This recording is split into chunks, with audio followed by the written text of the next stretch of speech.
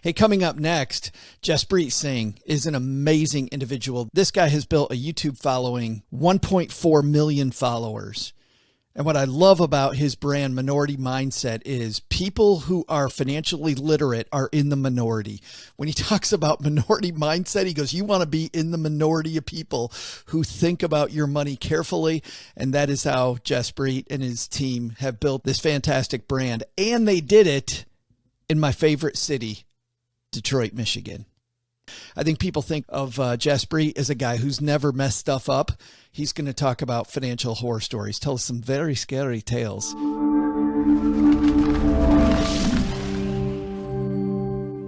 And I'm so excited to talk to this gentleman, the guy who's normally in Detroit, Michigan, the most badass city in the United States. Jaspreet Singh's here. How are you, man? Good. Thank you so much for having me on. It's an honor to be on with you.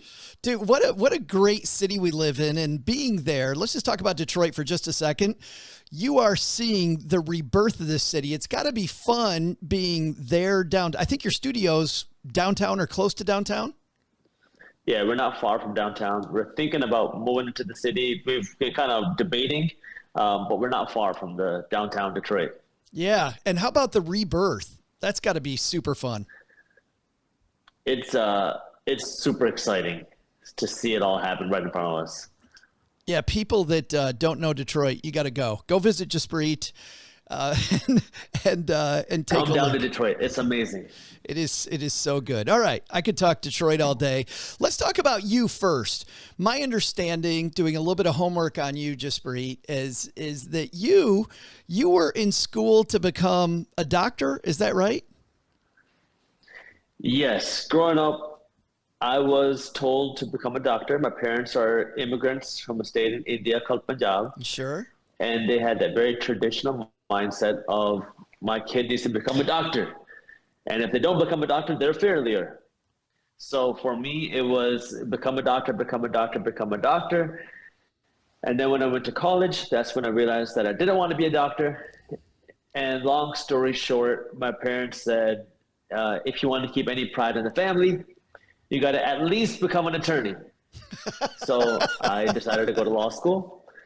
And for me, it was okay because I knew if I went to law school, I could go to law school part-time, which means that I could work on my business full-time. So it was one of those things where I did it for my parents.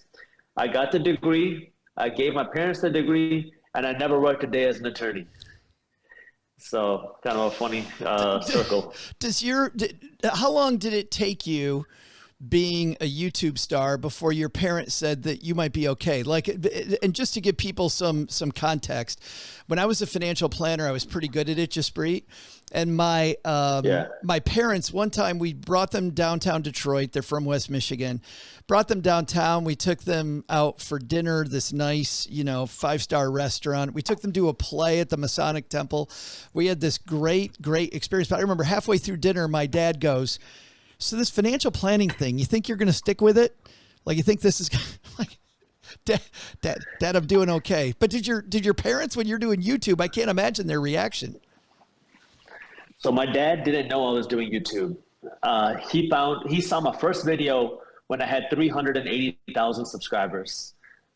That was the first time he saw one of my videos. And he loves it now. I mean, it took a little while for them to really understand what was going on, but they love it now. They became okay with me being an entrepreneur when my company started to do well. Like, I was running the sock company. They didn't know that I was running it. I was doing it on the side in secret because I wasn't allowed to do this stuff. I was in school at the time, and my company was doing well, and we were featured on some of the local news. And then one of my parents' friends happened to see the news story on TV. They called up my parents and said, "We just saw your son on TV." My parents were like, "Oh God, what did he do?" Oh no. And they were like, yeah. And so when they found out that I was running this business and it was doing well, that's when they were like, "Oh, okay, maybe you can do this entrepreneurship thing." But by this time I was already in law school. It was my first year in law school. But that's when they kind of really started to realize I wasn't going to go down the traditional academia path, like kind of the traditional path. Why financial literacy then? I mean, after all of this stuff, where's your passion about teaching? Because you're so good at teaching people about money. Where did that come from? I think just because I learned the hard way that you can do what you love if you can support yourself financially. It makes it much easier. And so I didn't grow up with any sort of financial education. I didn't know investors. I didn't know what real estate investing was. I don't know any real estate investors. I didn't know any entrepreneurs. These are things that I was never exposed to.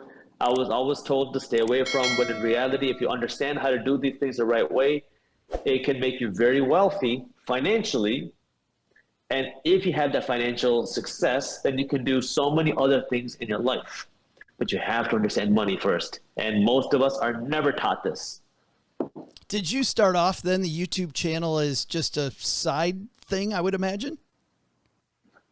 I started off YouTube because I was working on the other company that I was telling you. Yeah, yeah. And I got scammed. And I was so frustrated because I had gone through so many scams in my entrepreneurial career by this point. So I was like, you know what? Let me try to create content to help people like me not get screwed over. So I started a class on Udemy called like how to launch a business without getting screwed over. I think I charged $7 for it. And it did really well. And the student said, can you please start an Instagram page? And so I started an Instagram page, and then everyone said, could you please start a blog, because we want more in-depth comments, more in-depth content, not just the caption on Instagram. And I was like, well, English is my second language, so you don't want me to write a blog, but I can talk. So I started a YouTube channel, and I didn't even know that I could make money off of my videos. I didn't turn on monetization until like 10,000 or so subscribers, because I didn't know that I could. One of my friends was asking me like, how much money am I making for my YouTube channel? I was like, what are you talking about? And that was when he went into my back end, showed me that I can turn on ads. And this is before YouTube had any sort of monetization requirements. Anybody could start monetizing at any point, with no matter how many views you have, how many subscribers you have. And so for me, it started off as a hobby, and then it grew, and then I really loved it. And I was like, I'd rather do this, no matter, like, you know, this is like something I would love to do. And the fact that I can make money doing this, all right, let's do it. So that's when I shifted my focus and my time and energy to Minority Mindset instead of the sock company that I was running, even though the sock company was making me more money. Wow. And that was my next question, because as you know, I'm sure you've had plenty of people ask you, like, when's the time to pivot, right? There's so many people that want to do their own thing, but they're afraid. They either have benefits, they got great pay, they have all of these reasons why they're afraid to make the move. That must have been a difficult move if you're making more money at the other company. You know, I just loved it. I loved it a lot, where I like entrepreneurship, but I wasn't passionate about socks. Yeah. Like, it didn't get me excited. I liked the idea of building a company, but the socks was just the product. Versus here, Minority Mindset, I love everything that I'm doing. And I saw so much opportunity, because I knew that there's so many things that I can do in the financial space. And I didn't know where I was going to go or how I was going to monetize or what I was exactly going to do. But I really liked the potential and possibilities, and I loved what I was doing. And I really just had a lot of fun. So I was like, you know what, let's do it. And I was fortunate that I had already built some investments. I had some real estate investments, and I had built a good base for myself. So I knew I would be okay. So it was much easier for me. But this is a matter of really just understanding risk, right? Where doing something is a risk, not doing something is also a risk. And for me, I always think of it like 40 years from now, what am I going to look back and say? Am I glad that I took a risk, or am I glad that I didn't take that risk? And I'm like, you know what? I don't want to regret it. So if I'm going to be doing something that's going to be more fun, I'd rather do that and see where that takes me. But I like that you had some cash flow coming in already. Like, you didn't just jump off the end of a dock with nothing going on. Let's pivot here. Speaking of getting scammed, a lot of people get scammed often. I love this idea on Halloween of some of these horror stories that people live through. You a big fan of Halloween? You do the Halloween thing, Jaspreet? Yeah, I mean, we give away candy. Sometimes I go like with my cousins or nephews, and we'll go trick-or-treating or whatever. That's all. That's a good time. Yeah, me too. My problem with the candies, I end up eating all the damn stuff myself, but we'll get away from that. All right. You have been nice enough to give us 3 horror stories that we're all trying to avoid. Tell me a scary story, Jaspreet. The first scary story that I have is a real estate story. Don't take real estate advice from somebody who's not a real estate expert. So what do I mean by that? I was just getting involved in real estate, and I was working with this contractor who said he was licensed but was not actually licensed. And we had done 2 deals together where he renovated my properties. And then he said, "Hey, Jaspreet, I found this great deal. It's super cheap. I think you should buy it. We can put in $5,000 worth of renovations, and you can flip it for a profit." And I didn't really care about flipping it, but I wanted to rent it. And I was like, you know what, fine. And this was a property in Detroit, which is different, where they have a whole bunch of different regulations, whole different rules. I had not been involved in Detroit, and I was still new in real estate. I think I was 20 years old at the time. And this was at the bottom of the 2008 crash. So properties were fortunately very cheap. And he put this property in front of me for, I think it was like $15,000 or $17,000. Oh man, nothing. And yeah, it was a different time. But the interesting thing was, he said, "Don't get a private property inspection. I've already reviewed it. It's fine. It's only going to take about $5,000 to renovate it, maybe $5,500. I said, okay, fine. And just so you know, I always get a property inspection before, and I always do now. You're going to see why. So I bought the property, and I'm going to keep this like as condensed as possible because it's a very long story. But essentially, I gave him a check for $2,500 to start the work. And weeks go by, he had not started the work. So I kept blowing up his phone. What's going on? And he started painting one of the walls, and that was it. So now you're losing money because nothing's happening. So I brought a new person in who said that he would live in the property and not charge me a lot of money. He would give me a super big discount. I just got to pay for the materials. And I said, okay, that's fine. And he said, why don't you just open up a Home Depot charge account? That way I can just go buy whatever we need, and then I can go get that stuff and use it in the property. I said, okay, fine. And so that's what I did. And now he's buying stuff from Home Depot, but nothing's being done at the property. That's when I got a little suspicious, because we're spending all this money at Home Depot, but I'm not seeing any of the work being done. And that's when I found out that he was buying stuff to use at other people's properties.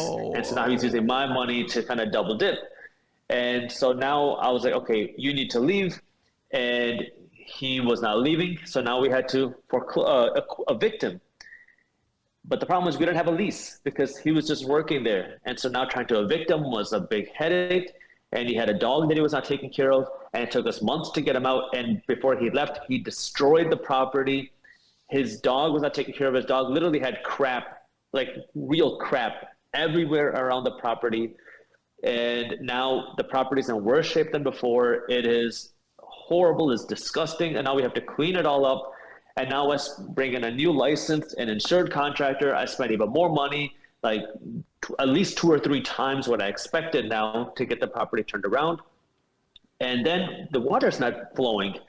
And we found out that a previous tenant, prior to me purchasing the property, had poured cement down the drain, which we didn't catch because we never got a property inspection.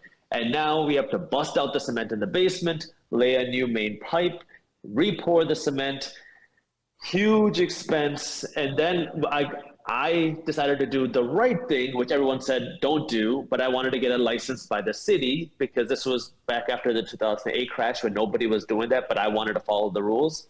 And the city inspector comes out and they told me I need to raise the home. And I was like, what do you mean? He's like, you need to raise the home by however much amount. So now we had to physically pick up the property, which is not cheap. I don't even know that you could do that. And this goes on and on and on until ultimately I was like, you know what? I got to get out of this deal. That is still to date the only deal that I have ever lost money on. And I made a video on my YouTube channel where I walked through that home and I showed you every mistake that I made, but I learned a lot of things from that one deal. What a horror story that is. I mean, talk about chills. You know, you'll watch something on HBO or a DVD or Netflix or whatever, and that'll give you chills. But real life is even worse. I'm surprised your beard is still black. My beard would have been all gray after that. Here, there's a few takeaways here that I want to make sure we dive into. You know, you hammered home getting the inspection, but number 2 is dealing with other professionals. Is the answer, Jaspreet? Is the answer getting qualifications from the professionals you're working with and verifying those? Or is the answer knowing the metrics yourself so that you can rely on yourself versus relying on, or is it some combo of the two?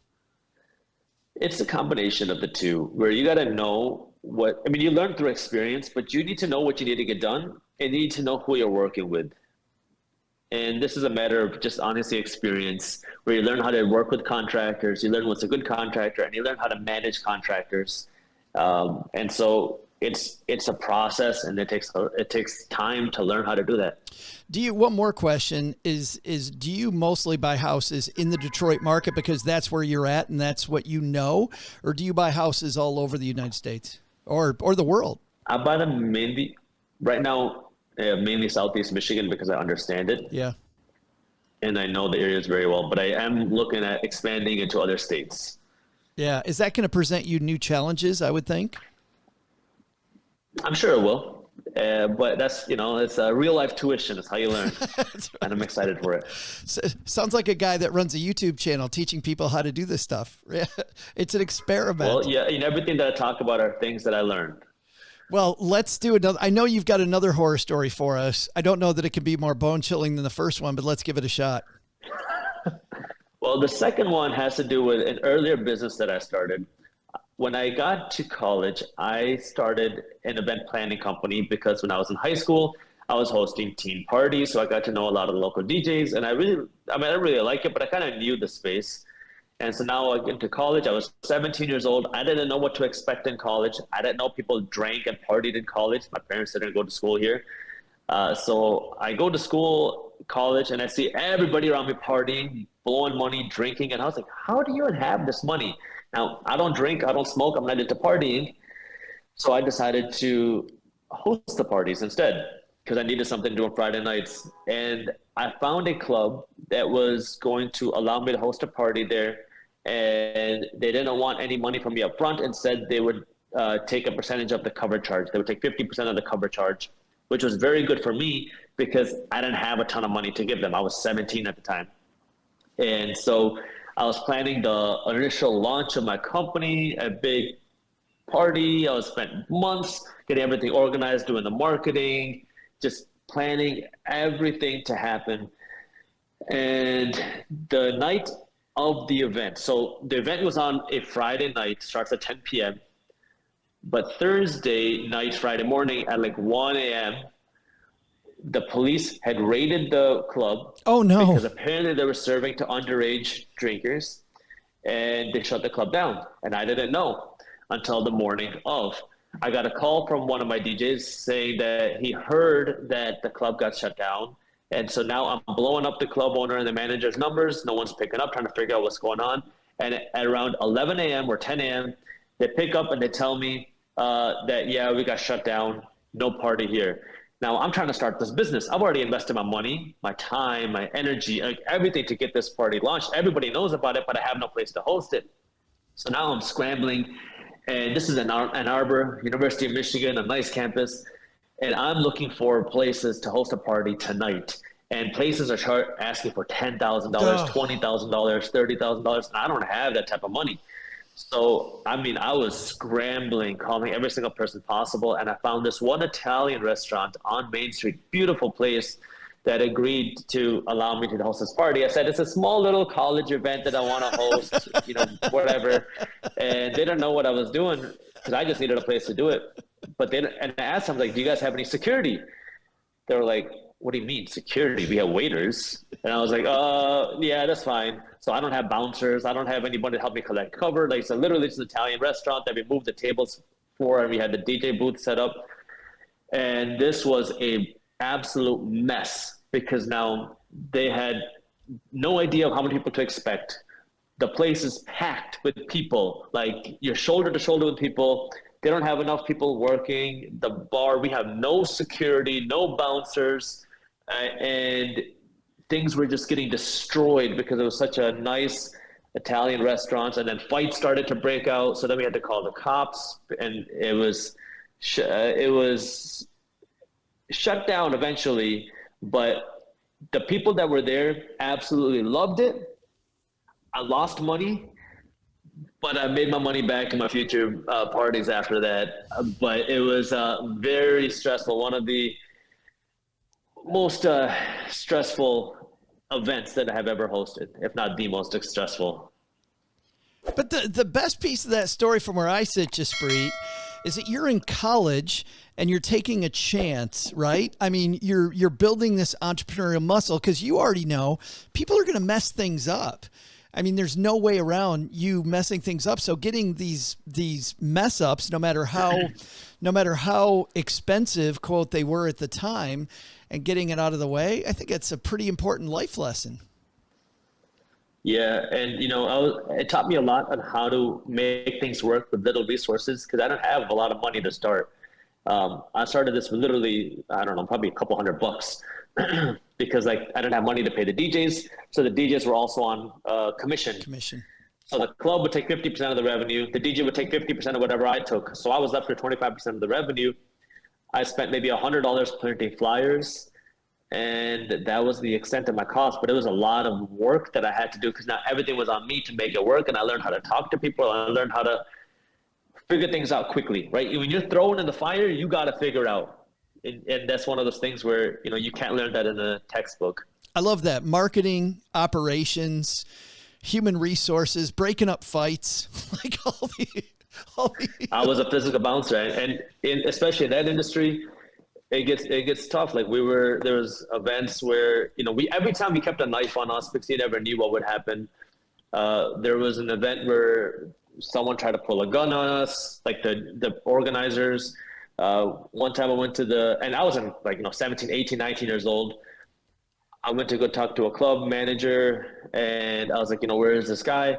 And the person working there said he got stabbed last night. So it's just a very dirty industry, which is why I got so sick and tired of it, and I wanted to get as far away from it as possible. That's funny and kind of congruent. I DJ'd to pay my way through college. It was one of 3 jobs that I had. So Yeah, I got tired of getting home at 3:30 in the morning. I got tired of trying to clean alcohol off of all of my equipment, this expensive equipment just doused in beer. Mm-hmm. And I remember I got pulled over one time because I was speeding and my whole car smelled like alcohol. I hadn't had a drink. I'd had no drink. And the police officer, God bless her, I mean, she's just doing her job. She was sure I was drunk. She was sure because my whole car reeked. And so she was very surprised when they called the breathalyzer car, and I was telling the truth. It was. Yeah, I know it's a tough business.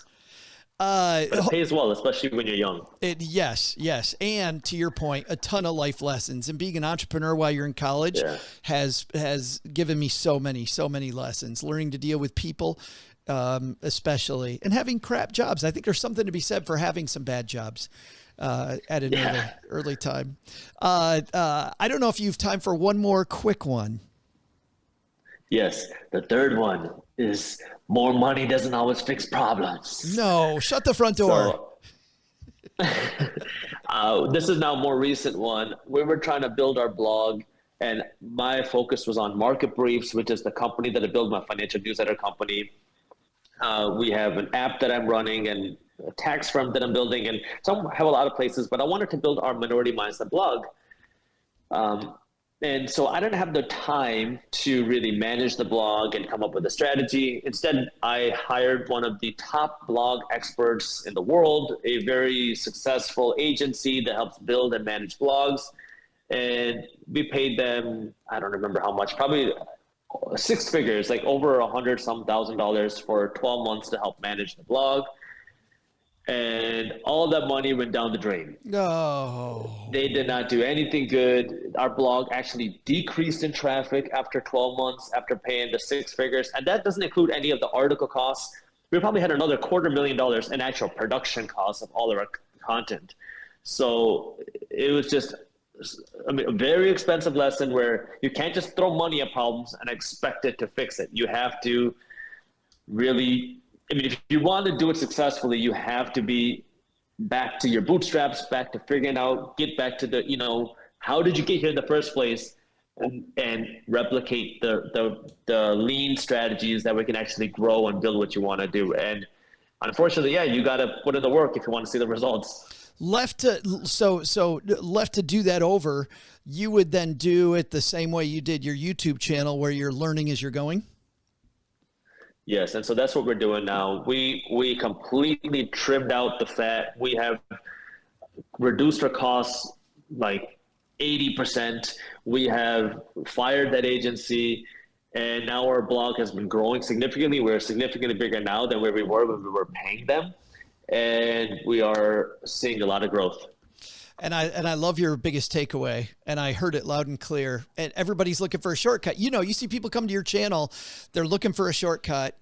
And I love the fact that you just said there isn't one. And if you put in the work, which is truly the minority mindset, I think, Jaspreet, isn't it?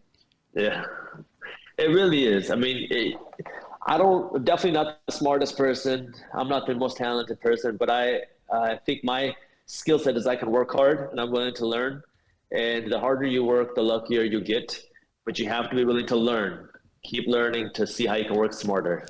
I don't know, man. I think you're incredibly talented at telling ghost stories, for sure. Those were three ugly. Well, I had a lot of painful life lessons. Those are ugly ones, brother, that we can all learn from. Hey, if we're sending people not just to the front door, what's hot on Minority Mindset right now? What should people be looking at today as they are hearing us? Of course, you can check out the minoritymindset.com or Minority Mindset on YouTube. But if you want to go deeper, you can check out Market Briefs, which is my free financial newsletter. It's completely free, and we break down what's happening in the financial markets into a fun, witty, and easy to read email. So that's marketbriefs.com. It's so good. It is so good. I get it myself, and it is, you're right. It's incredibly entertaining.